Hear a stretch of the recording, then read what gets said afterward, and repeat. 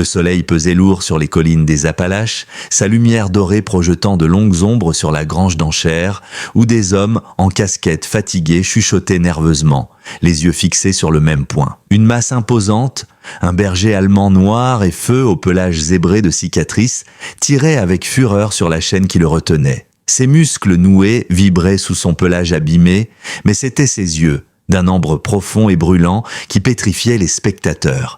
Il n'y avait pas seulement de la rage dans ce regard, mais quelque chose d'autre, une conscience glaçante. L'un des hommes murmura « C'est le chien Plume Noire, celui qui a tué son maître. » Net. La voix du commissaire-priseur se brisa en présentant les origines du chien. Son physique exceptionnel, son dressage, mais les mots sonnaient creux face à la peur palpable dans la pièce.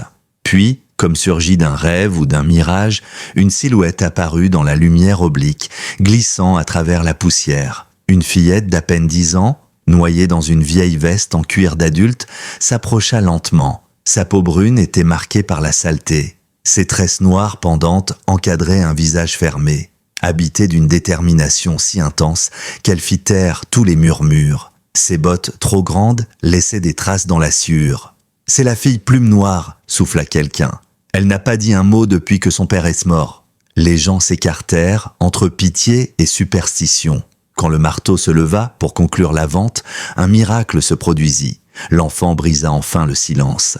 Sa voix, rauque et usée par le mutisme, fusa à travers la grange comme un éclair d'été. « Tonnerre vient avec moi !» Avant que quiconque ne réagisse, elle s'avança, détacha la chaîne du poteau et se planta face au chien que tout le monde redoutait. Le berger allemand inclina lentement sa tête vers l'épaule frêle de la fillette, puis s'immobilisa, calme comme un orage apaisé. Laissez un j'aime et partagez votre avis dans les commentaires en précisant la ville depuis laquelle vous regardez. Maintenant, poursuivons avec la suite de l'histoire. La ville de Mirabel était un ancien bourg minier en train de s'éteindre doucement. Niché au creux des contreforts appalachiens, l'hiver y arrivait tôt et partait tard. Les vitrines des commerces abandonnés étaient ternies de poussière, témoins muets d'un passé plus prospère. Seul le bâtiment flambant neuf de l'entreprise Darnel Ressources brillait de peinture fraîche, symbole du pouvoir de son propriétaire sur la région.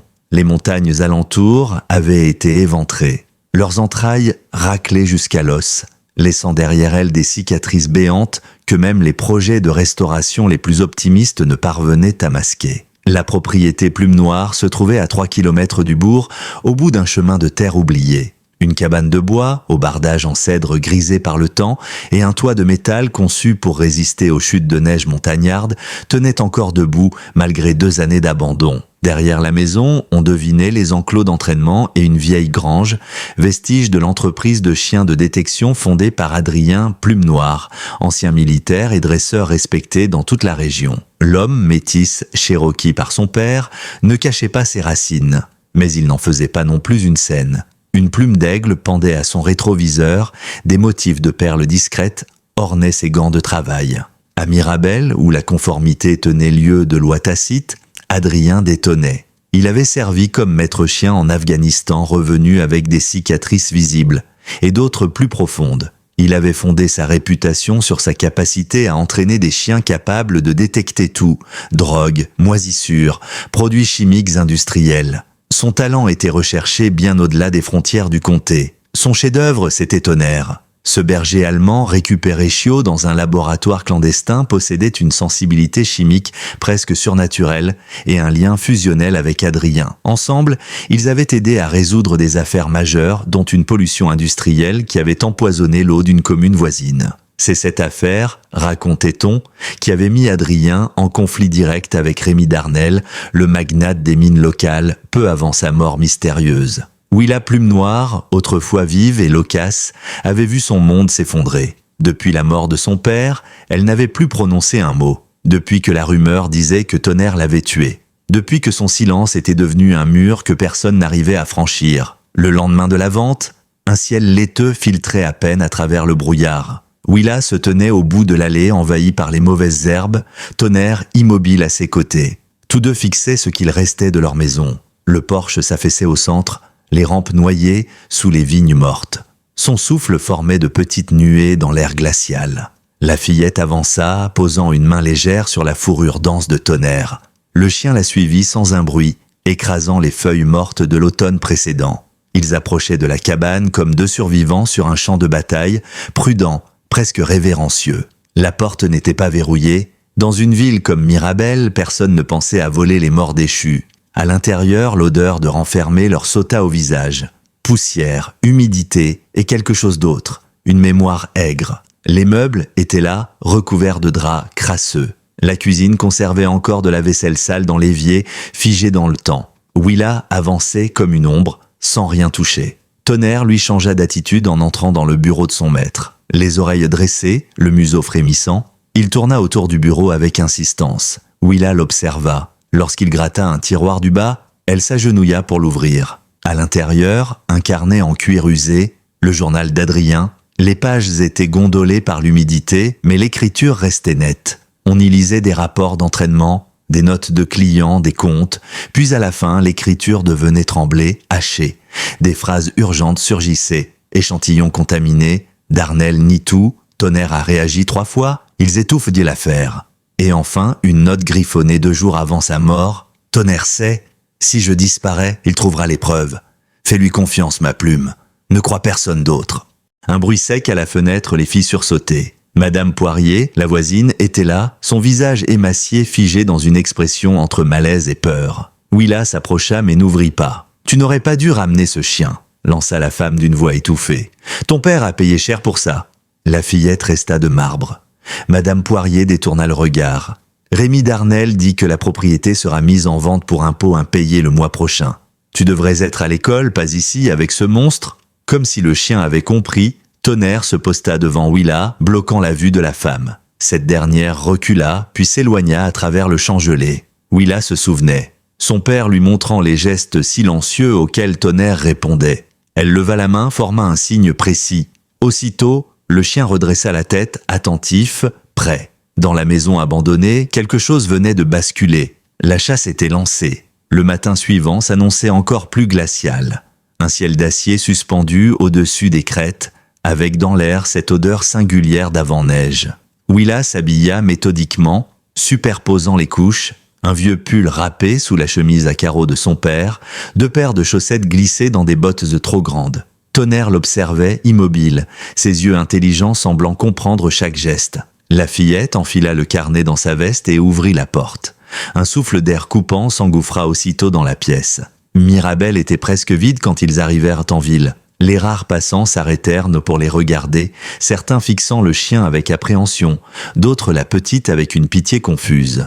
À l'extérieur de l'épicerie, Madame Colette Dupuis et les femmes de son club de belote suspendirent leur conversation en voyant Willa s'approcher. L'une d'elles traversa même la rue pour éviter d'avoir à croiser leur chemin. Le visage de la fillette ne trahit aucune émotion, mais sa main se crispa un peu plus dans la fourrure de Tonnerre. L'école primaire était là, figée comme dans ses souvenirs. Une bâtisse en briques, trapue, avec ses fenêtres qui auraient bien eu besoin d'un bon lavage. Willa s'arrêta juste avant la grille, les souvenirs affluant malgré elle. Elle s'était arrêtée de parler après la mort d'Adrien, et son silence avait été pris pour un trouble grave. Sa tante avait essayé l'école à la maison pendant un temps, puis elle avait été confiée à des parents de plus en plus éloignés, incapables de gérer une enfant muette qui se réveillait en hurlant, incapables d'expliquer ses cauchemars. Tonnerre dressa soudain les oreilles, alerte. Une silhouette approchait par l'entrée latérale.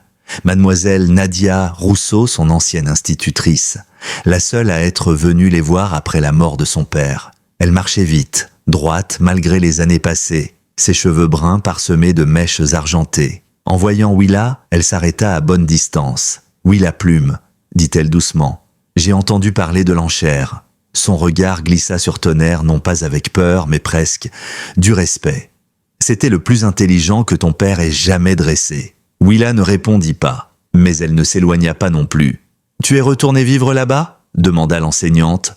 Devant l'absence de réponse, elle baissa un peu la voix. « Ce n'est pas très sûr, surtout avec la neige qui arrive. » Elle jeta un regard autour d'elle, puis ajouta plus bas. « Rémi Darnell pose des questions, sur toi, sur le chien. Il veut savoir pourquoi tu es revenu. » Tonnerre émit un grondement sourd en entendant le nom de Darnell. « Il y a encore des gens ici qui croient en ton père, tu sais, des gens qui savent. » Mais elle s'interrompit brusquement quand la sonnerie de l'école retentit. « Je dois y aller ? Sois prudente, Willa. » Quelle que soit la vérité que tu cherches, sois prudente. En repartant, la fillette sentit quelque chose dans le collier de Tonnerre. Une feuille de papier pliée qu'elle n'avait pas mise là. Arrivée aux abords du bois, loin des regards, elle la déplia. L'écriture lui était inconnue. 5 mots, rien de plus. Le chien sait. Partant que tu peux. Les premiers flocons commencèrent à tomber alors que Willa et Tonnerre rentraient. Une fine couche blanche recouvrait déjà le chemin de terre menant à la propriété Plume Noire. À mi-chemin, Tonnerre s'arrêta net. Le corps raide, les muscles tendus. Willa suivit son regard vers la lisière des arbres, là où un ancien chemin d'accès menait à une des vieilles exploitations de Darnel. Sans prévenir, le chien s'engouffra dans la forêt, chaque pas sûr, déterminé. La fillette n'hésita pas et le suivit, la neige s'accumulant sur ses épaules. Il la mena jusqu'à une clairière, isolée, dominée par un vieux chêne fendu par la foudre. Là, Tonnerre gratta frénétiquement la neige au pied de l'arbre. Willa s'agenouilla à ses côtés, écartant la couche glacée jusqu'à ce que ses doigts touchent de quelque chose de métallique. Elle creusa plus vite, ignorant le froid mordant. Une boîte étanche. À l'intérieur, une petite caméra numérique, batterie morte, et un mot écrit de la main de son père. Premier enregistrement effectué. Darnel ne soupçonne rien. Tonnerre a réagi sur les 3 sites. L'eau est contaminée. La neige tombait plus drue à présent. Willa serra la caméra contre elle. Quand elle leva les yeux, le chien l'observait, attentif. Alors, presque sans y penser, elle forma un signal avec ses doigts. Un vieux réflexe, hérité d'un autre temps. Tonnerre réagit immédiatement, exécutant le même mouvement qu'elle avait vu dans les vidéos de son père. Une spirale large, museau au sol, en mode détection. Une vérité éclata alors en elle. Elle connaissait ses gestes. Les avait vus 1000 fois. Elle les avait intégrés, instinctivement. Et Tonnerre les reconnaissait. La reconnaissait, elle. La nuit tomba vite. La neige aussi. Ils rentrèrent péniblement à la cabane. Le monde autour d'eux effacé par le blanc. À l'intérieur, il faisait glacial. Willa rassembla du bois sous l'abri derrière la maison, ses gestes précis malgré le froid. Elle savait faire. Son père le lui avait appris. Dans la cheminée, les flammes reprirent doucement. Tonnerre inspectait les pièces, méthodique, s'arrêtant parfois pour flairer un endroit. Willa fouilla les placards de la cuisine, dénicha quelques conserves oubliées, ouvrit une boîte de haricots. Pour le chien, elle retrouva un sac de croquettes poussiéreux au fond du garde-manger. Ils mangèrent dans le silence, seulement ponctué du craquement du feu. Après le repas, elle retourna à la boîte enterrée. La caméra était de qualité prévue pour l'extérieur. Elle la rechargea avec le vieil adaptateur trouvé dans l'atelier, affrontant la neige une nouvelle fois. L'atelier semblait intact, figé dans le temps. Outils suspendus, matériel rangé au cordeau. On aurait cru que son père allait entrer d'un instant à l'autre. Elle trouva le chargeur, rentra les joues rougies par le vent. La caméra mit plusieurs heures à reprendre vie. Willa s'assit devant le feu, Tonnerre blotti contre elle. Quand la petite lumière verte apparut enfin, elle alluma l'appareil, navigua dans les fichiers. Le premier enregistrement montrait Adrien debout près d'un ruisseau qu'elle reconnut aussitôt, la source qui traversait leur terrain. Son visage était grave, sa voix basse. 15 octobre, 3e test. Tonnerre a de nouveau réagi.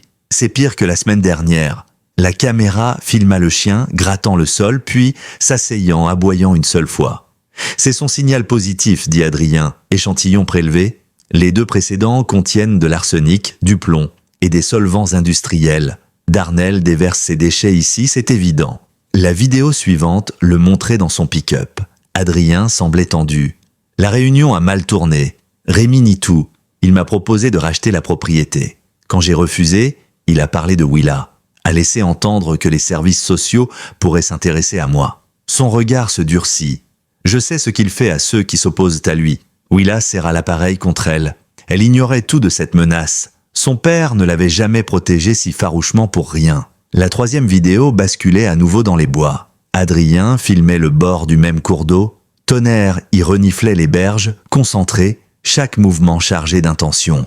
20e octobre, la situation empire. Le chien réagit immédiatement, sans hésitation. J'ai dissimulé des points de collecte en amont et en aval pour documenter la propagation. La caméra zooma sur l'eau, limpide en apparence.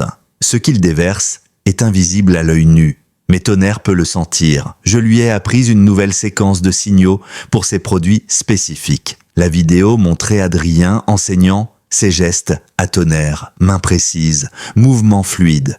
Les mêmes gestes que Willa avait reproduits sans même en avoir conscience. La dernière vidéo était courte et glaçante. La caméra était partiellement dissimulée, visiblement tenue en secret. Adrien filmait les abords d'une entrée de mine, masquée par la végétation. Sa voix était un murmure pressé. « J'ai trouvé la source. » Ancien puits de mine fermé en 98 selon les registres. Il pompe les déchets directement dans la nappe phréatique, illégale au plus haut point. La caméra tremblait légèrement, capturant une conduite métallique émergeant de l'entrée murée. Échantillon prélevé, direction le laboratoire d'état de main. Il fit une pause. Si quelque chose m'arrive, toutes les preuves sont là. Et puis, silence. La vidéo s'interrompait en plein mot. Willa resta pétrifié, ses doigts crispés autour de l'appareil.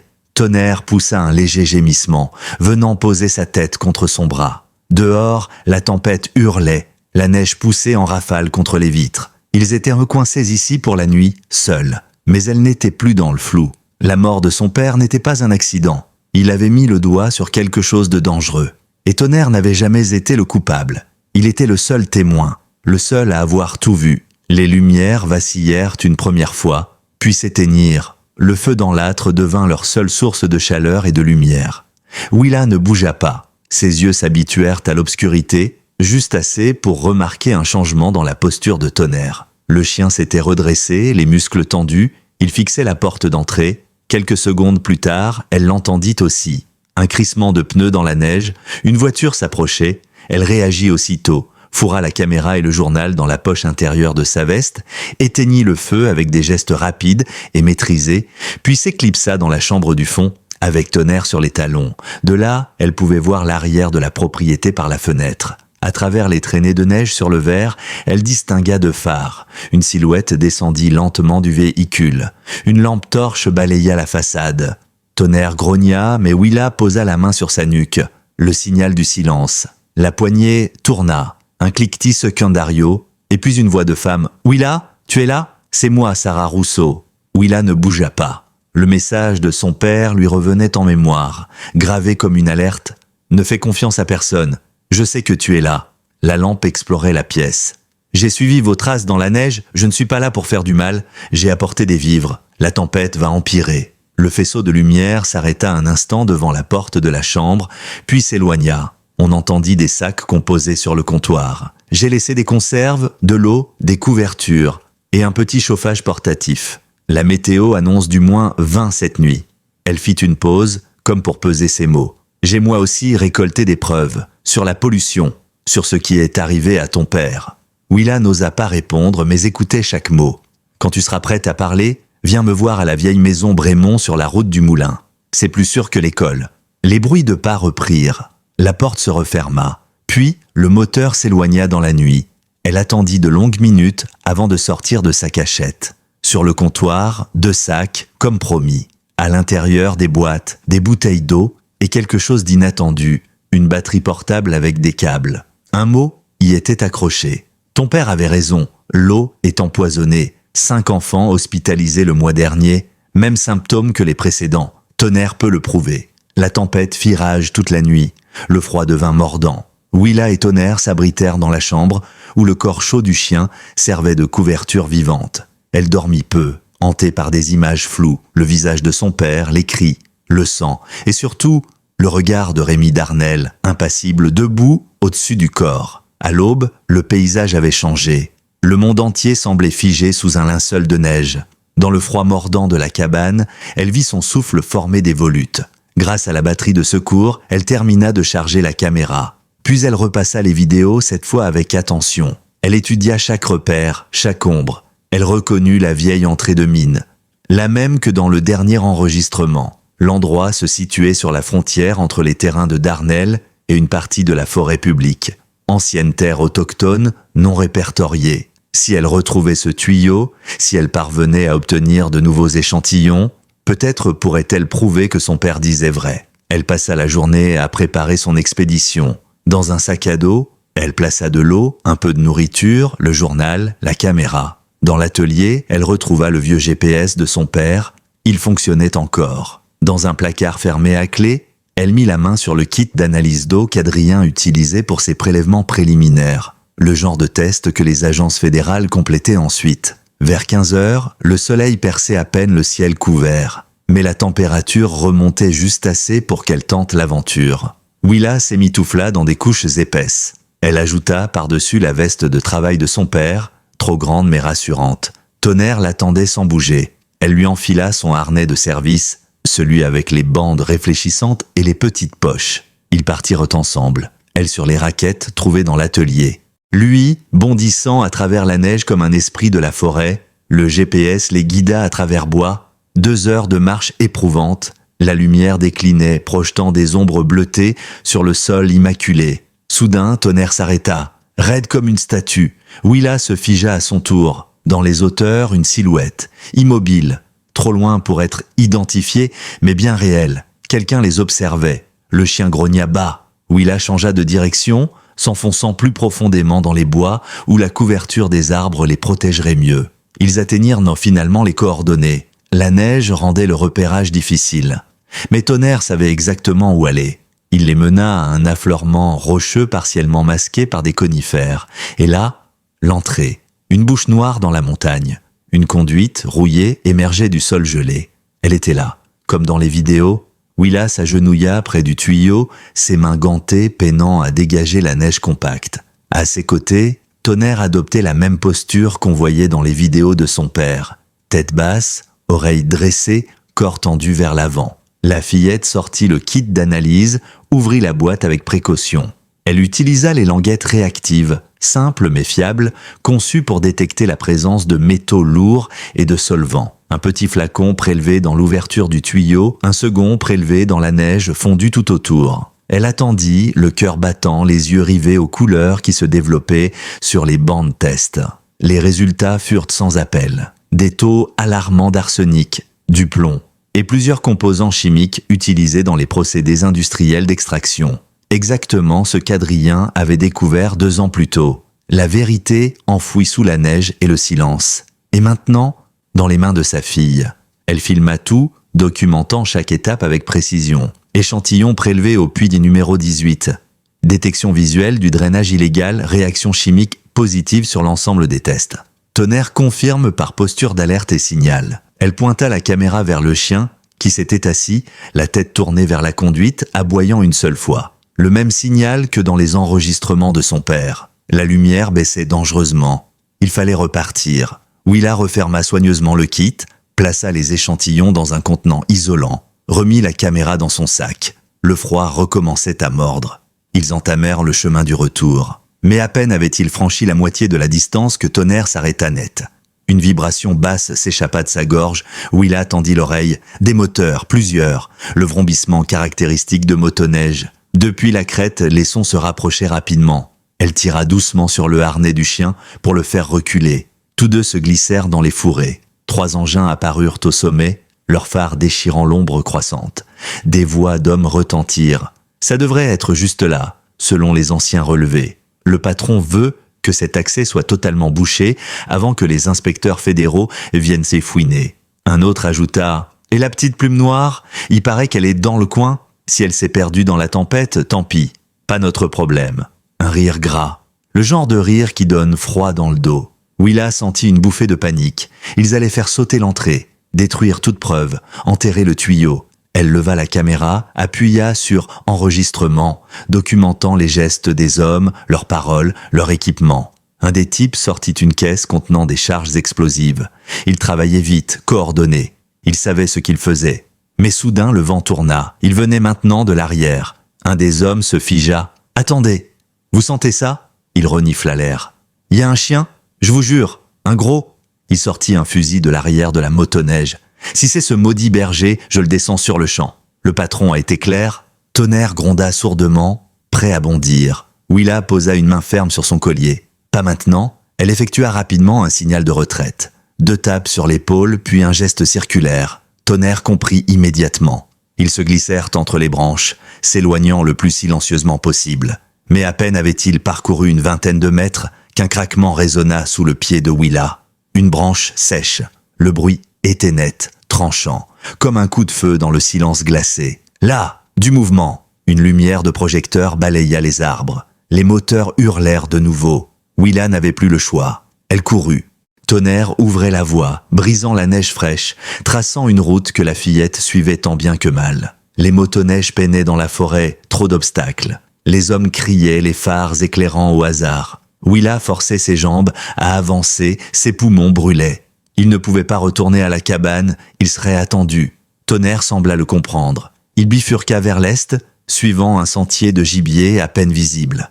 Le ciel s'assombrissait, les étoiles commençaient à scintiller, le froid devenait mordant. Elle ne sentait plus ses doigts, ni ses orteils, son souffle formait des nuages d'argent dans l'air. Quand ses jambes cédèrent enfin, elle tomba dans la neige.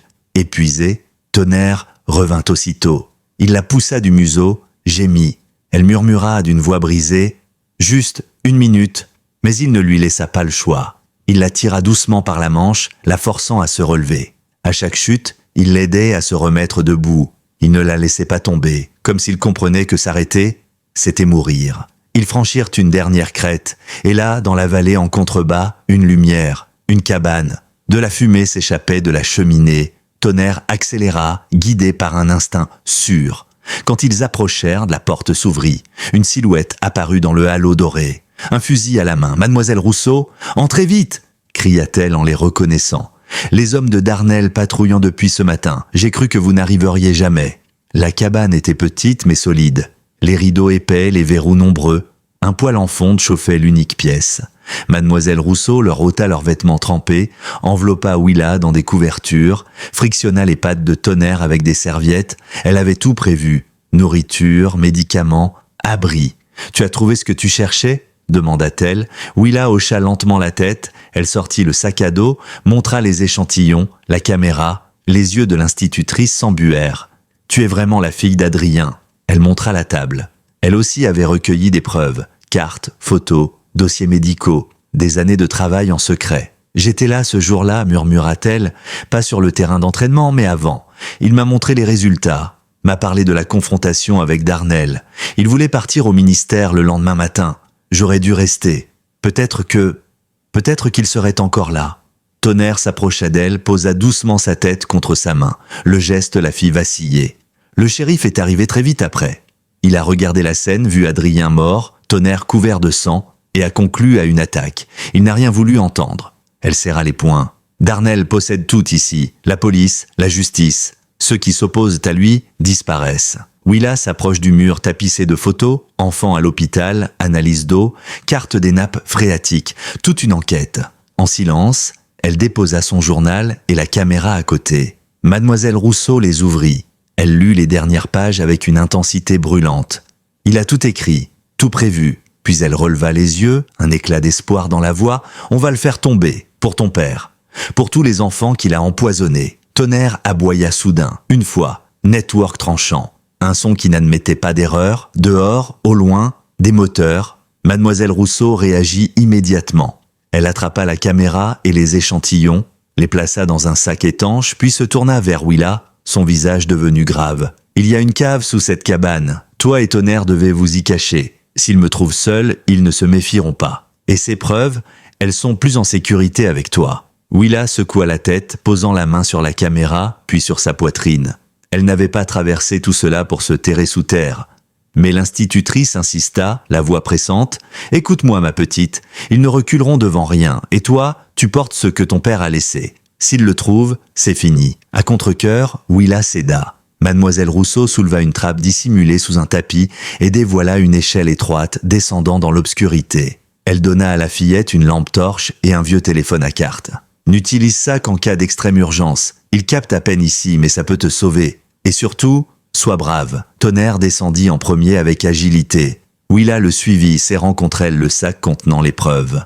La trappe se referma doucement au-dessus d'eux, les plongeant dans une obscurité glaciale. La cave était basse, aux murs de terre, des étagères de bocaux l'alignaient d'un côté. Une petite galerie s'ouvrait à l'arrière, creusée dans la colline, débouchant quelque part à l'est, vers une ravine. C'était leur échappatoire si les choses tournaient mal. Au-dessus, des bruits sourds résonnèrent, des bottes sur le bois. Une voix autoritaire s'éleva. « Ouvrez, Sarah, c'est la police. » La voix de Mademoiselle Rousseau lui répondit, calme mais ferme. « Il est presque minuit. Que puis-je pour vous ? On cherche la petite plume noire. Elle est en danger. On pense qu'elle est avec vous. » Silence. Puis, je l'ai pas vu. J'étais ici toute la journée à corriger des copies. Un autre homme parla alors. Sa voix glacée fit frémir Willa, Rémi Darnel. Curieux? Une simple institutrice avec autant de dossiers sur la qualité de l'eau locale. Vous avez un goût particulier pour la science, on dirait. C'est pour un projet scolaire. Responsabiliser les enfants. Rémi se moqua doucement. Et ces rapports médicaux? Ces photos d'hôpital? C'est aussi un devoir? Information publique. Rien de confidentiel. On entendit des papiers qu'on manipule, des meubles déplacés. Une autre voix s'éleva. Et cette partie du plancher? On dirait qu'elle a été refaite récemment. Willa sentit son cœur s'emballer. Elle attrapa le harnais de Tonnerre. S'ils ouvraient, ils devraient fuir. C'est juste une trappe pour le câblage électrique, répondit mademoiselle Rousseau, mais sa voix tremblait maintenant. On va vérifier ça. Puis soudain, un vacarme. Un objet lourd tombant. Un cri. Ne touchez pas à ça. Immobilisez-la. Rémi ordonnait d'une voix glacée. La trappe au-dessus d'eux trembla. Le bois craqua. Tonnerre gronda doucement. Willa forma le geste du silence. Elle guida le chien dans le tunnel. Le sol était inégal, les parois étroites. Derrière eux, le bruit de planches arrachées. « Il y a un passage. Ils sont là. » Willa n'attendit pas qu'ils descendent. Elle courut. Le tunnel montait doucement. Au bout d'une éternité, sa main sentit le froid de l'extérieur. Une ouverture. Ils sortirent dans la nuit, dans la ravine. Devant eux, la forêt enneigée. Elle jeta un regard en arrière, des lampes torches dans le tunnel, des cris, ils les poursuivaient. Ils fuirent à travers la neige, le froid mordant leur peau. Leur respiration formait des nuages dans l'air glacé. Tonnerre ouvrait la voie, la guidait par des sentiers escarpés. Ils suivaient la ravine vers l'est, là où la forêt se refermait. Mais derrière, les voies se rapprochaient. Willa serrait le sac contre elle, il fallait le sauver. Peu importait ce qu'il lui ferait à elle. Elle s'arrêta net, s'agenouilla, détacha le harnais de Tonnerre, y fixa solidement la sacoche contenant la caméra, les échantillons, le journal. Elle leva les mains. Forme claire, instruction d'urgence. Le chien la fixait, inquiet, il hésita. Elle le regarda droit dans les yeux. « Va !» Le mot éraflé dans sa gorge, mais clair. Elle répéta les gestes. Direction, l'église. Le vieux temple sur la colline, là où le pasteur Bréjean les aiderait. Tonnerre gémit, posa une dernière fois son museau contre sa joue, puis sans un bruit, il bondit dans la neige et disparut dans les ombres. Willa prit alors une autre direction, délibérément. Elle traça de grandes traces, visibles. Elle attira les hommes sur sa propre piste. Rapidement, des voix crièrent « Là! Elle est là !» Des lampes torches, des bras puissants l'agrippèrent. Elle fut soulevée, plaquée au sol. Le souffle court. Un homme se pencha sur elle. Le visage de l'adjoint Coste, le larbin de Darnel. « Où est le chien? Où sont les preuves ?» Elle ne répondit pas. Même pas un regard. Il fouilla son sac. Rien d'important, rien d'utile. « Emmenez-la. Le patron la fera parler. » Elle fut traînée, pieds dans la neige, mains attachées. Derrière elle, l'église s'élevait dans la nuit. Pas un mouvement, mais elle savait. Tonnerre avait réussi. On la transporta jusqu'à un bâtiment éloigné, tout en pierre et bois, le pavillon de chasse privé de Darnel, illuminé, isolé, symbolique.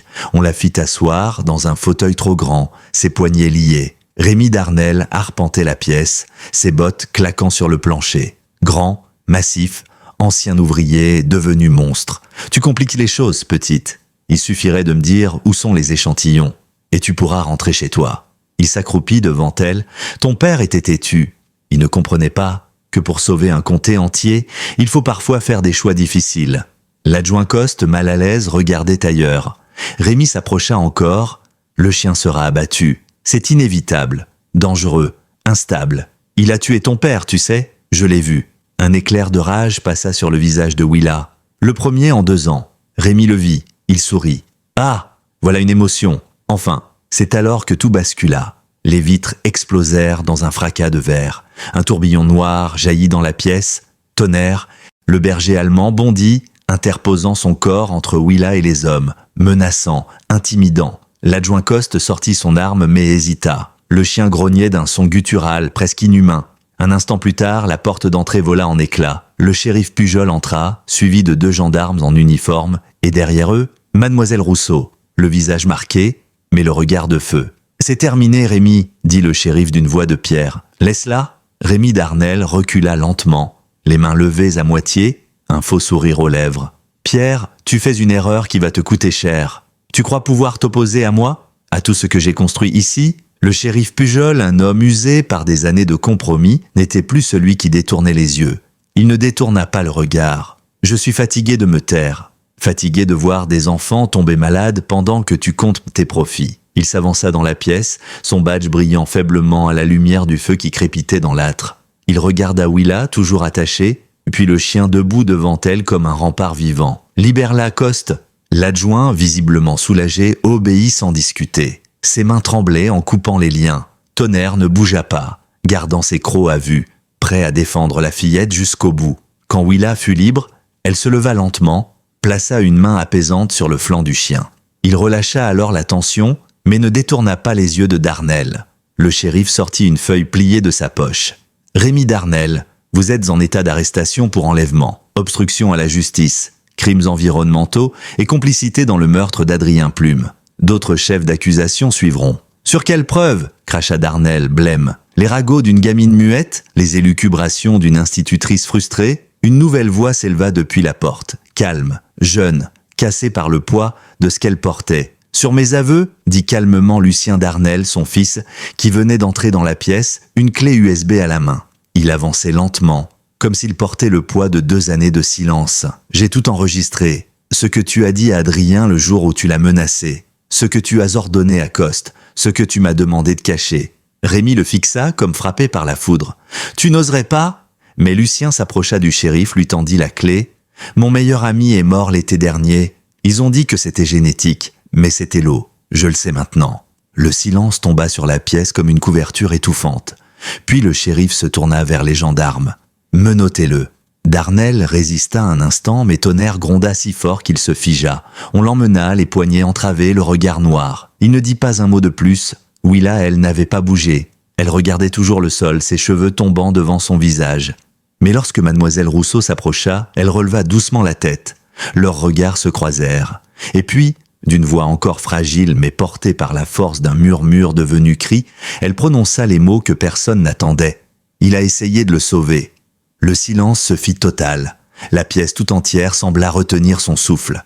Elle s'approcha de Tonnerre, en passa une main sur son museau blessé. « Il n'a jamais attaqué mon père. » Il a voulu l'aider. Le vétérinaire, arrivé peu après à la clinique de Mirabel, confirma ce que tout le monde redoutait. Tonnerre avait été blessé en revenant vers la cabane pour sauver Willa. Il avait reçu une balle de fusil de chasse en traversant une clôture. Une patte entaillée, une brûlure par balle sur l'épaule. Malgré tout, il s'était battu, avait résisté, avait retrouvé la fillette. Willa resta à son chevet toute la nuit, refusant de manger, refusant même d'être soignée tant que Tonnerre n'irait pas mieux. Le vétérinaire s'était affairé pendant des heures, réparant ce qu'il pouvait. Il déclara à l'aube que le chien s'en sortirait. Et pour la première fois depuis 2 ans, Willa dormit. Une vraie nuit, en paix.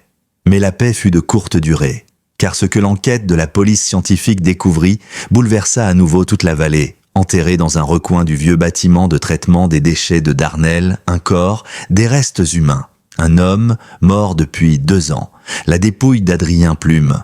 Le shérif Pujol, les traits tirés par le choc, vint en personne l'annoncer à Willa. Il tenait dans sa main le résultat du médecin légiste. « Pas une attaque animale, dit-il. Traumatisme crânien par objet contondant. Un coup net, fatal. » Il serra les mâchoires. Rémi l'a tué pour le faire taire. Puis, il a déguisé la scène. Le monde s'effondra pour la fillette. Même si elle le savait déjà, même si tout en elle hurlait cette vérité depuis 2 ans. Entendre ces mots, c'était comme rouvrir une blessure qui n'avait jamais eu le temps de guérir. Mais à travers les larmes, elle sentit une chaleur contre elle. Tonnerre.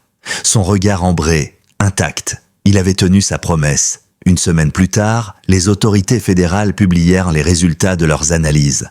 Arsenic, cadmium, solvants industriels. Toutes les sources d'eau de la région étaient affectées. Des dizaines d'enfants avaient été exposés. Les malades augmentaient chaque jour. Les autorités établirent des points de distribution d'eau potable dans tout Mirabel. Des files interminables de familles se formaient autour de citernes blanches. Et dans les médias, l'histoire explosa. Enfant brisé par le silence révèle une conspiration environnementale. Le chien accusé devient le héros d'une communauté. Le sang sur leurs mains, un magnate arrêté pour meurtre et empoisonnement collectif. Toute la vallée fut mise sous les projecteurs. Les journalistes campaient devant l'école, la clinique et la maison communale, mais Willa restait hors de vue. Trop de douleur, trop de bruit. Séparé de Tonnerre par décision judiciaire, le chien étant une pièce à conviction, Willa fut confiée à une famille d'accueil dans la commune voisine. On tenta de la scolariser, de l'intégrer, mais elle restait murée dans un silence glacé. Manger, dormir, parler, tout était devenu effort, jusqu'au jour où elle disparut. Une tempête de neige faisait rage ce soir-là. La famille d'accueil alerta la police. On la chercha partout, en vain. Puis, au petit matin, un employé du service de contrôle animalier entra dans le local et la trouva, recroquevillée contre la grille zappe de la cage de Tonnerre.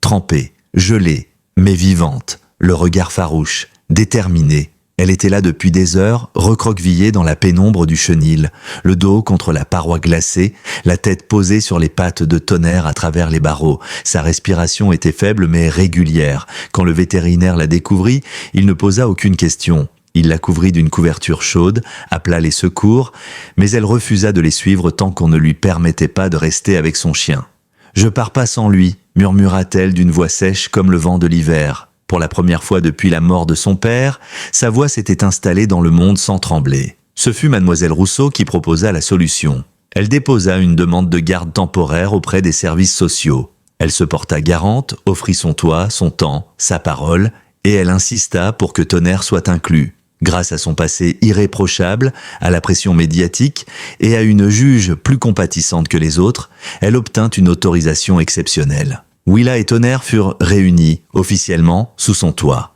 Ils s'installèrent dans la petite maison de pierre de l'institutrice, juste à l'écart du bourg, loin des caméras, loin des cris. Le matin, Willa aidait à couper du bois, préparait les repas. L'après-midi, elle lisait ou marchait dans les collines avec Tonnerre. Le lien entre eux était devenu sacré, invisible mais incassable. Et chaque nuit, il dormait à la porte de sa chambre, comme un gardien veillant sur une reine fragile.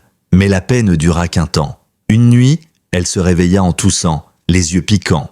Une odeur âcre emplissait la maison, pas celle du feu de bois. Une autre, plus amère, plus chimique, du feu, un vrai. Elle bondit de son lit. Tonnerre était déjà debout, aboyant frénétiquement. Elle ouvrit la porte de sa chambre, une lueur orange dévorait les murs du couloir. Mademoiselle Rousseau surgit, déjà vêtue. « Par derrière !» cria-t-elle, jetant un manteau sur les épaules de Willa. Les trois sortirent en trombe. Le froid les frappa aussitôt, mais c'était mieux que les flammes. Dehors, la maison flambait comme une torche. Le feu s'était propagé en silence, allumé à plusieurs endroits à la base, un incendie criminel, soigneusement planifié, conçu pour ne rien laisser. Ils regardèrent impuissants les souvenirs brûlés, les dossiers s'envoler en cendres. La cabane qui avait été leur refuge, leur sanctuaire, s'effondra dans un craquement sinistre. Les pompiers arrivèrent trop tard. Un voisin, voyant la lumière rougeâtre dans la nuit, avait appelé. Mais rien ne pouvait être sauvé. Un enquêteur, en inspectant les restes fumants, déclara ce que tous redoutaient. Essence, déversée sur toute la façade, allumée depuis 3 points distincts. Mademoiselle Rousseau pâlit. Il a encore des alliés, même depuis sa cellule. Ils veulent effacer les preuves de tout ce qu'on avait. La nouvelle se répandit comme une traînée de poudre dans tout Mirabel. Pour certains, c'était la preuve définitive de la culpabilité de Rémy Darnel. Pour d'autres, surtout ceux qui dépendaient encore des emplois liés aux mines, c'était le signe que les troubles faits mettaient la sécurité de tous en péril. Le village se scinda en deux. D'un côté, ceux qui réclamaient justice. De l'autre, ceux qui murmuraient que ces histoires allaient ruiner le comté. Willa, elle, resta murée dans le silence. Mais dans ses yeux, une décision s'était figée. Elle n'allait plus fuir, pas cette fois. Elle allait aller jusqu'au bout. Elle trouva refuge avec Tonnerre et mademoiselle Rousseau dans l'ancien presbytère, juste derrière l'église. Un bâtiment de pierre, froid mais solide. Le pasteur Bréjean les accueillit sans poser de questions. Sa petite fille faisait partie des enfants contaminés par l'eau. Il comprenait. Et il n'oubliait pas. Mais à peine 3 jours plus tard, un nouveau coup frappa leur fragile équilibre. Un agent de la brigade scientifique se présenta, visiblement nerveux. Le laboratoire où les prélèvements de sang de Tonnerre avaient été envoyés a été cambriolé. Willa serra les poings. On pense que les preuves ont été altérées. Les échantillons originaux ont disparu. Il ne reste que des copies numériques, difficilement exploitables en justice. Il voulait créer le doute, brouiller les pistes. Détruire même ce qui n'était plus contesté. Ce soir-là, un rassemblement eut lieu dans la salle municipale. Le nouveau directeur régional de l'Agence de protection de l'environnement s'était déplacé en personne. Il expliqua la situation, les contaminations, les risques, les mesures d'urgence. Mais en plein milieu de son discours, les lumières s'éteignirent brutalement. Un bruit métallique, une fumée dense envahit la salle, un cri, puis le chaos. Dans la panique, peu remarquèrent les deux silhouettes masquées qui se faufilèrent vers l'estrade. L'objectif, voler les boîtes contenant les preuves physiques, dossiers, photos, documents.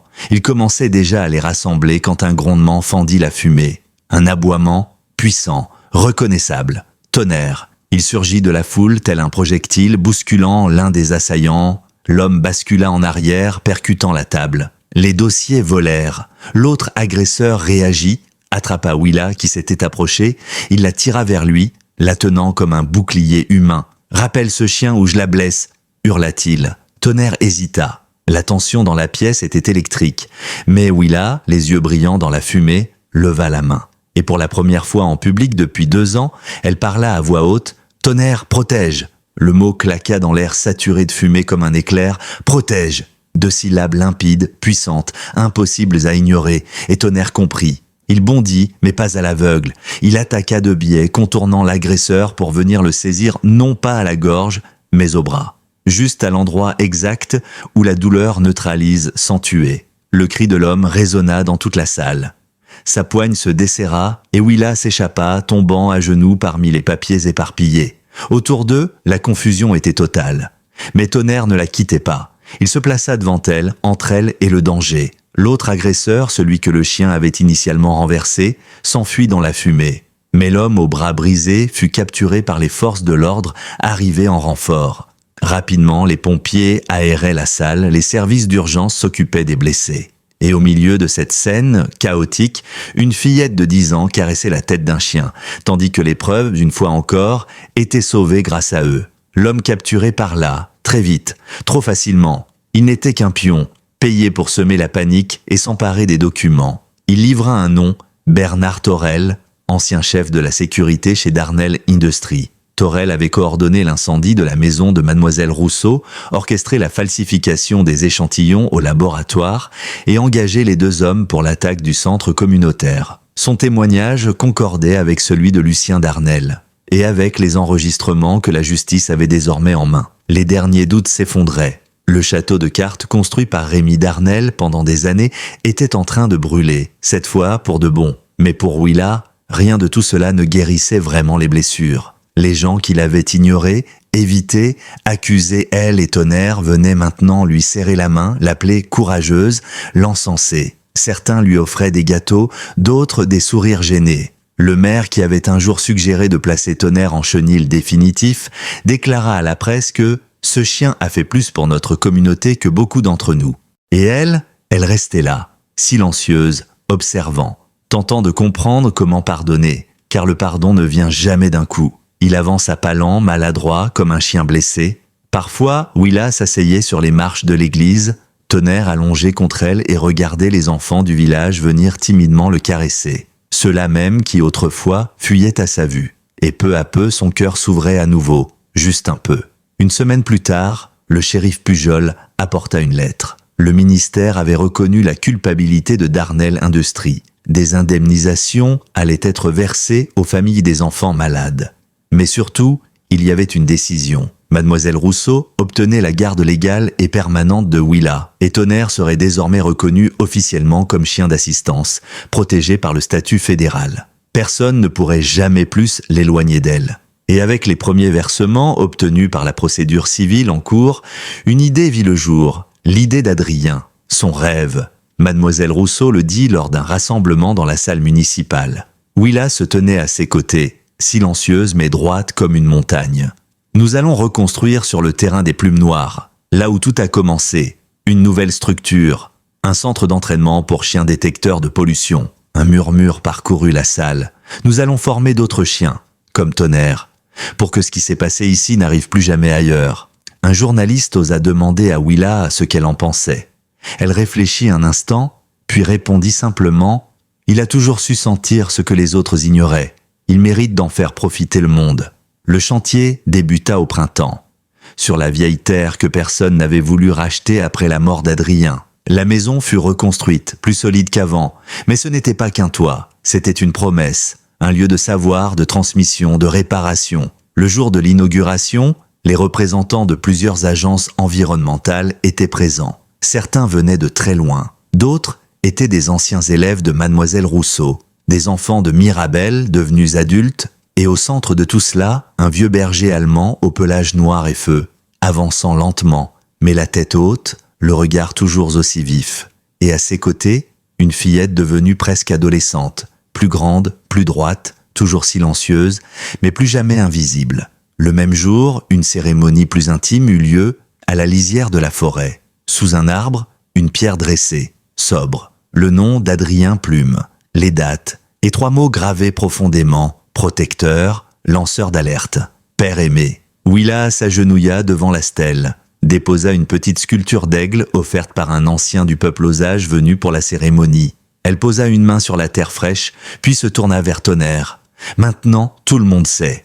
Mademoiselle Rousseau, en retrait, observa la scène. Elle ne dit rien, car parfois, les mots ne suffisent pas. Le silence, lui, sait tout raconter. Quelques semaines après l'inauguration du centre Plume Noire pour chiens détecteurs environnementaux, la presse nationale afflua à Mirabel. Les journaux titraient en boucle « Une fillette et un chien changent le destin d'un village », quand la vérité aboie plus fort que le pouvoir. Les chaînes de télévision demandaient des interviews. Les écoles voulaient organiser des sorties pédagogiques sur place. Les députés de la région y voyaient un symbole, une revanche de la justice sur la corruption. Mais pour Willa, rien de cela ne comptait. Elle passait ses journées entre les enclos d'entraînement et le petit bureau de son père, désormais restauré, où son journal trônait toujours, ouvert à la dernière page. Tonnerre, désormais vétéran respecté, supervisait les jeunes recrues. Il n'aboie plus souvent, mais un simple regard de lui suffit à remettre en place le plus fougueux des chiots. Un jour, alors qu'elle observait une jeune chienne nommée Lune,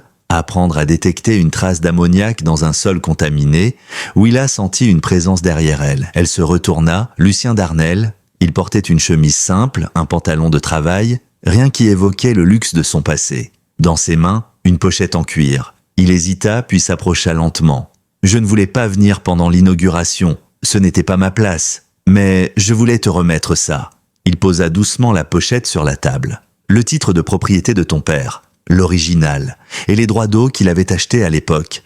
Mon père les avait fait disparaître pour pouvoir revendiquer le terrain. Mais légalement, c'était toujours à vous. Willa le regarda sans colère mais sans chaleur. Elle ne dit rien. Il hocha la tête, acceptant ce silence comme un jugement. Puis il ajouta, presque dans un souffle, « Je ne te demande pas de me pardonner, je sais que je n'en suis pas digne. Mais je voulais que tu saches que ce que tu fais ici, c'est plus grand que tout ce que mon père a construit. » Elle se contenta d'un léger hochement de tête. Et cela suffit. Lucien s'éloigna, laissant derrière lui la pochette et peut-être un fragment de son passé. Le procès de Rémi Darnel débuta au début de l'été. Il se déroula dans le tribunal de la grande ville voisine pour garantir un jury impartial. Willa, convoquée à la barre, s'y rendit accompagnée de Mademoiselle Rousseau et de Tonnerre. À l'approche du bâtiment, les caméras se tournèrent vers elle, les flashs crépitèrent, mais elle n'avait plus peur. Elle portait la veste de son père sur les épaules et la présence de Tonnerre à ses côtés suffisait à la garder droite. Quand vint son tour de témoigner, un silence épais tomba dans la salle. On l'invita à parler dans ces mots à elle. Elle raconta, sans pathos, sans colère, juste la vérité, ce qu'elle avait vu, ce qu'elle avait compris, ce que son père lui avait transmis, les derniers gestes, les vidéos, la caméra, les preuves. Puis on l'interrogea sur Tonnerre. Avait-il, oui ou non, attaqué Adrien Plume? Elle fixa le procureur droit dans les yeux. Il a essayé de le sauver. Il n'a jamais attaqué personne sans raison. C'est lui qui m'a protégé. Lui qui a porté la vérité jusqu'à vous. Un murmure traversa la salle. Certains jurés avaient les larmes aux yeux. Rémi, menotté dans son box, baissa le regard. Les semaines qui suivirent furent intenses. Des témoins clés, y compris l'ancien adjoint Coste, confirmèrent que la version officielle de l'accident avait été construite de toutes pièces. Des enregistrements présentés par Lucien révélèrent les ordres directs donnés par son père pour gérer le problème Plume. Mais le moment le plus fort du procès fut sans doute la lecture d'une lettre. Une lettre qu'Adrien Plume avait écrite quelques jours avant sa mort à destination de sa fille. Non postée, retrouvée dans une boîte cachée dans le faux plafond de la cabane. La voix du greffier tremblait en la lisant. « Ma petite louve, si tu lis ces mots, c'est que je n'ai pas pu finir ce que j'avais commencé. Je suis désolé. Mais souviens-toi, la vérité est plus forte que la peur. Ce que je le fais pour toi, pour ton avenir, pour ce village. Garde confiance en Tonnerre. Il sait, et garde confiance en toi. Je t'aime. Papa. » Le silence dans la salle était absolu. Ce jour-là, le mensonge fut enterré. Rémi Darnel fut condamné à la perpétuité, sans possibilité de libération anticipée.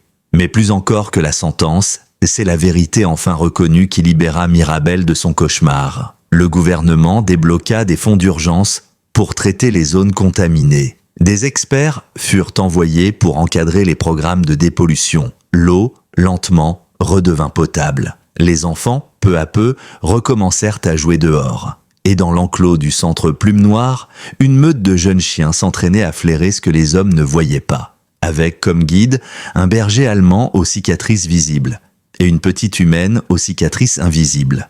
Les visiteurs venaient du monde entier. On parlait d'ouvrir une antenne dans une autre région minière à risque. Mademoiselle Rousseau souriait en observant Willa encadrer les démonstrations. La fillette, désormais en 5e, n'avait pas encore retrouvé le goût de parler beaucoup. Mais chaque mot comptait, et chaque silence chez elle portait un poids d'or. Le printemps mit du temps à s'installer cette année-là, comme si la nature elle-même hésitait à guérir après tant d'années d'oubli. Mais quand enfin les premiers bourgeons éclatèrent le long des sentiers de la vallée, quelque chose bascula. La neige fondit en silence, les oiseaux revinrent, et pour la première fois depuis bien longtemps, Mirabel respira à nouveau. C'est sur une colline surplombant la rivière que la communauté se réunit un matin de mai pour une cérémonie sans précédent. Aucun uniforme, aucun discours officiel. Juste des familles, des enfants, des visages encore marqués mais décidés à tourner une page. L'idée venait de Mademoiselle Rousseau et de quelques anciens du peuple Osage. Ils avaient souhaité une cérémonie de réconciliation, pas pour oublier mais pour reconnaître, honorer les douleurs et ouvrir la porte à la reconstruction. Au centre du rassemblement, Willa se tenait debout, vêtue d'une robe simple en lin, ses longs cheveux tressés retombant dans son dos. À ses côtés, Tonnerre portait un harnais orné de perles et de symboles traditionnels, confectionnés spécialement pour lui par les artisans de la communauté voisine. Ensemble, ils formaient une image que personne n'oublierait. Le vieux docteur White Cloud, ancien médecin de la région et gardien des traditions, ouvrit la cérémonie en brûlant de la sauge et du cèdre. La fumée monta dans l'air frais du matin emportant les prières avec elle. « Nous sommes ici pour purifier ce qui a été souillé », dit-il d'une voix lente, posée. Pas seulement les sols et les rivières, mais la confiance, la vérité et notre lien les uns aux autres. Il tendit ensuite la main vers Willa et Tonnerre. « Voici ceux qui ont marché dans l'ombre alors que nous détournions les yeux. Ceux qui ont vu quand nous refusions de croire. Et ceux qui ont aimé quand nous pointions le doigt. » Un silence ému parcourut la foule. Plusieurs personnes baissèrent les yeux, certaines en pleurs, car beaucoup ici avaient participé, par action ou par omission, à l'isolement de Willa et de Tonnerre. Et aujourd'hui, sous le ciel limpide, l'heure était venue de le reconnaître. Puis, l'inattendu. Lucien Darnel s'avança lentement jusqu'à l'avant, les traits tirés, un document à la main. Il s'agenouilla devant la stèle en pierre érigée en mémoire d'Adrien Plume. Il y déposa une enveloppe scellée. Ce sont les derniers éléments que mon père avait fait disparaître. Contrat, enregistrement, lettres. Je n'attends pas le pardon, mais je refuse de rester complice par le silence. Willa le regarda sans un mot, mais elle s'approcha, prit l'enveloppe et la glissa dans son sac sans détourner les yeux. Il y eut dans ce simple geste une dignité que les adultes peinèrent à nommer. À la fin de la cérémonie, Mademoiselle Rousseau s'adressa à l'Assemblée. Grâce à un fonds spécial créé à partir de l'amende infligée à Darnel Industries, nous allons pouvoir former plus de chiens, recruter de nouveaux éducateurs et envoyer des équipes partout où la pollution menace en silence. Le centre Plume Noire deviendra un rempart pour d'autres communautés. Une réponse vivante aux mensonges et à l'avidité. Les applaudissements fusèrent. Et lorsque Tonnerre aboya une seule fois grave et claire, une onde de joie parcourut l'assemblée. Les enfants se pressèrent autour de lui, le caressant, lui chuchotant des secrets. Il les laissait faire, stoïque mais doux. Willa s'éloigna un peu, observant cette scène avec un mélange de tendresse et de prudence. Ce qui avait été un cauchemar était en train de devenir un héritage. Les mois qui suivirent furent intenses. Les premiers chiots formés au centre furent envoyés dans d'autres régions. Une vallée agricole du sud, suspectée de fuite d'engrais dans la nappe phréatique, un ancien site militaire abandonné aux abords d'une ville industrielle. Les chiens flairaient l'invisible, et partout où ils passaient, ils ouvraient les yeux, parfois même les cœurs. Willa refusait toujours les interviews. Elle n'aimait pas les projecteurs, mais elle répondait aux lettres d'enfants qui lui écrivaient du monde entier. Certains lui demandaient comment devenir ami avec un chien comme Tonnerre. D'autres lui confiaient leur peur, leur colère, leur solitude. Elle répondait toujours, quelques lignes, juste assez, car elle savait que parfois, une seule phrase peut tout changer. Le centre grandissait. On construisit un second bâtiment, dédié aux tests, en conditions réelles. Des bassins simulant différentes formes de pollution, des sols reconstitués. Et bientôt, un petit musée fut inauguré, retraçant l'histoire du lieu de la première alerte d'Adrien Plume jusqu'à la victoire judiciaire. Dans l'entrée trônait un portrait, celui d'un homme au regard fatigué mais fier, tenant dans ses bras un chiot noir et feu. Une plaque l'accompagnait, Adrien Plume, lanceur d'alerte, dresseur, père. Il a vu ce que personne ne voulait voir. Et il a formé celui qui allait le prouver. Et juste en dessous, une autre plaque, plus récente, Tonnerre, berger allemand, héros. Il a tenu la promesse de son maître jusqu'au bout. Parmi les visiteurs du musée ce jour-là, un garçon d'environ 10 ans s'approcha de Willa. Il avait entendu parler de l'histoire à l'école. Il lui demanda « Est-ce que Tonnerre a eu peur quand il a sauté à travers la vitre pour te sauver ?» Willa réfléchit un instant puis répondit doucement « Oui, mais il l'a fait quand même. » Le garçon hocha la tête comme s'il comprenait. Puis il demanda « Et toi, t'as eu peur ?» Willa sourit pour la première fois depuis longtemps. Un vrai sourire, pas forcé. Tout le temps. Mais je savais qu'il serait là. Les saisons passèrent, et le centre Plume Noire devint plus qu'un lieu d'apprentissage. Il devint un symbole, des vétérinaires, des scientifiques, des enseignants, des enfants venaient de tout le pays, parfois même de l'étranger, pour comprendre ce lien unique entre l'instinct d'un chien et le devoir de mémoire. Et au cœur de cette histoire vivante, Willa et Tonnerre restaient immuables. Lui, calme et précis, menant les jeunes chiens dans les exercices. Elle, droite et silencieuse, supervisant chaque étape avec des gestes sûrs, des signes clairs. Mais derrière cette réussite, Willa portait encore les traces du passé, les cicatrices invisibles. Certaines nuits, elle se réveillait en sursaut, des bribes de cris ou de flammes dans la tête. Parfois, elle sortait marcher seule dans la forêt, longeant les sentiers qu'elle avait pris en fuyant autrefois. Elle ne fuyait plus, elle se souvenait. Un jour, au début de l'automne, une visite inattendue eut lieu. Un homme élégant, la cinquantaine, accompagné de 2 enfants, se présenta au centre. Il portait une expression tendue, mais respectueuse. Il demanda à parler à Willa. Quand elle sortit du bâtiment principal, Tonnerre à ses côtés, elle le reconnut. C'était Maître Bellec, l'ancien avocat de Darnell Industries. L'homme qui, 2 ans plus tôt, l'avait accusé à la télévision de manipulation émotionnelle. Aujourd'hui, il n'avait plus le même regard. Il s'avança prudemment. « Mademoiselle Plume, je ne suis pas ici pour me justifier. Je sais que j'ai été du mauvais côté. Je l'ai su trop tard. » Il montra les 2 enfants à ses côtés. « Mes petits-enfants. Ils vivent à 30 km d'ici. Le puits de leur maison a été fermé par précaution après les analyses. Je voulais qu'ils rencontrent celui qui a sauvé leur eau. » Willa regarda les 2 enfants, un garçon et une fille. Peut-être 6 ou 7 ans. Il fixait Tonnerre bouche bée. Elle hocha lentement la tête et fit un petit geste de la main. Le chien s'avança. Il s'assit devant eux, paisible. La petite tendit une main tremblante. Tonnerre posa sa tête dedans.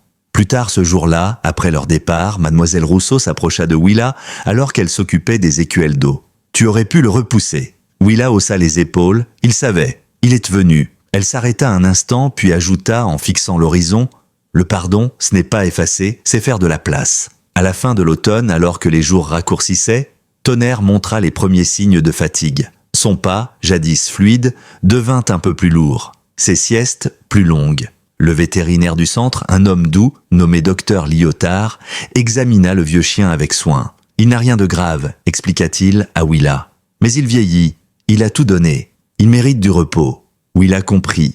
Elle décida alors que Tonnerre ne participerait plus aux démonstrations quotidiennes. Il garderait sa place d'honneur au centre, mais c'est elle qui mènerait désormais les entraînements. Et peu à peu, elle trouva sa voie. Lors d'un atelier éducatif pour une école de la région, elle accepta, pour la première fois, de faire une présentation.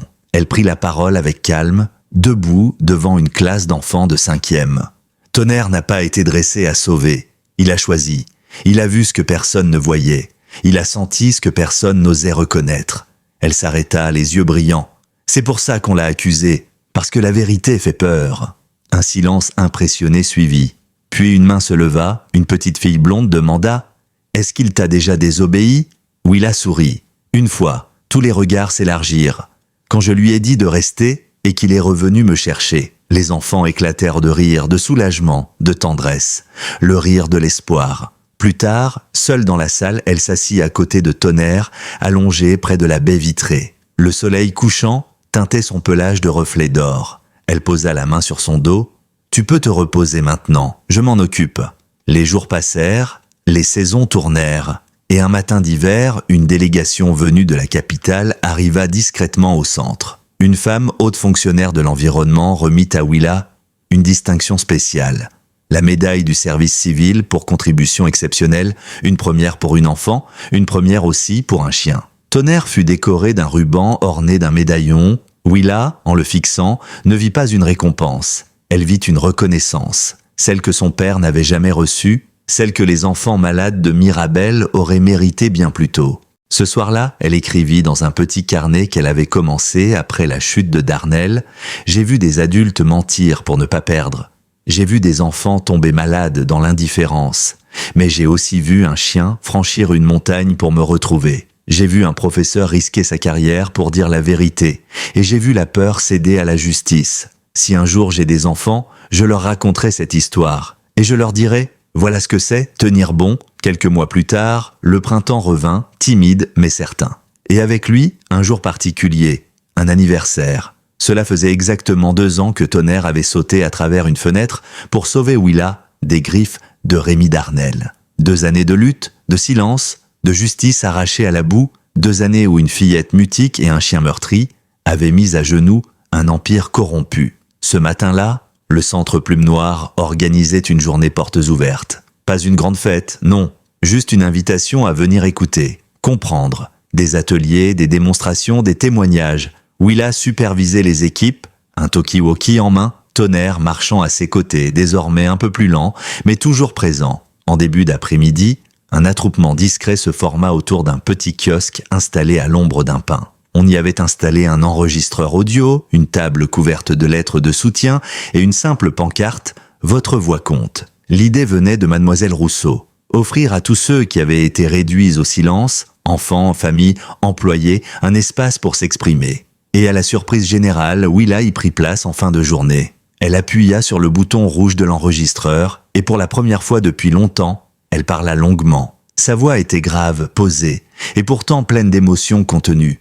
Mon nom est Willa Plume. Mon père s'appelait Adrien. Il n'était pas parfait, mais il était juste. Il m'a appris que dire la vérité, c'était parfois perdre. Mais perdre avec honneur. Il m'a appris que les chiens savent de parfois mieux que nous où est le danger. Et il m'a appris qu'on n'abandonne pas. Jamais. Elle marqua une pause, l'émotion serrait sa gorge. Tonnerre posa sa tête contre son genou. Elle reprit « Ce que vous voyez ici, ce n'est pas un miracle. C'est du travail, de la douleur, de la peur. C'est aussi de la fidélité et de la mémoire. Si Tonnerre n'avait pas été là, je ne serais plus là non plus. S'il n'avait pas porté l'épreuve, s'il ne m'avait pas ramenée vivante, rien de tout cela n'existerait. Aujourd'hui, je veux qu'on se souvienne de lui comme d'un héros, pas d'un animal, d'un compagnon, d'un témoin, d'un survivant. Et je veux qu'on se souvienne aussi de tous ceux qu'on a ignorés trop longtemps. Les enfants malades, les parents isolés, les voix éteintes. Un long silence suivit. Puis elle éteignit l'enregistreur, se leva et quitta le kiosque sans un mot. Plus tard, alors que le soleil déclinait derrière les cimes, elle grimpa seule avec Tonnerre jusqu'à la clairière où reposait son père. Le vent jouait doucement dans les branches. Le silence était apaisant, presque sacré. Elle s'agenouilla, le chien s'assit, et elle sortit une pierre polie de sa poche. Elle y avait gravé elle-même, à la pointe, 2 mots « On continue ». Elle la déposa au pied de la stèle. Puis lentement, elle se pencha pour murmurer « Tu peux dormir tranquille, je veille ». Tonnerre leva alors les yeux vers elle. Dans son regard doré, brillait une lueur calme, une certitude. Et puis, Il posa sa tête contre la jambe de Willa. Pas comme un chien qui se repose, mais comme un compagnon qui scelle une promesse. Ce soir-là, Willa écrivit une dernière phrase dans son carnet. « Les promesses les plus fortes ne sont pas celles qu'on crie, ce sont celles qu'on tient. » Et ainsi se referma ce chapitre. Pas avec fracas, mais avec douceur. Le genre de fin qu'on gagne, le genre de fin qu'on mérite. L'histoire de Willa et Tonnerre n'est pas seulement celle d'un chien et d'une enfant. C'est celle de la résilience contre l'indifférence, de la loyauté contre la peur, de la vérité contre le silence. Dans un monde trop souvent écrasé par les puissants, leur voix a traversé l'obscurité. Alors si cette histoire vous a touché, laissez un like et partagez vos pensées dans les commentaires avec le nom de votre ville. Maintenant, souvenez-vous, ce n'est jamais terminé. Tant qu'il reste une voix pour parler, un cœur pour croire et un chien pour veiller.